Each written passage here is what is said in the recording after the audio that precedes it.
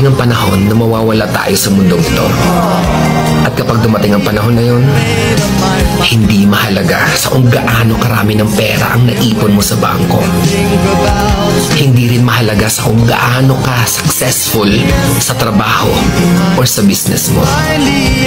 At lalong hindi mahalaga sa kung gaano kaganda ng mukha at ng katawan mo.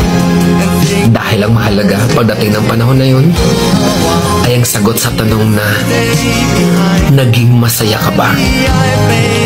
Nagawa mo ba ang kagustuhan ng puso mo kahit pag-gaano ka malito sa mata ng mundo? Dahil sa huli naman, ikaw naman magdadala ng mga memories na yon sa libingan mo. Hindi naman ang mga tao sa paligid mo.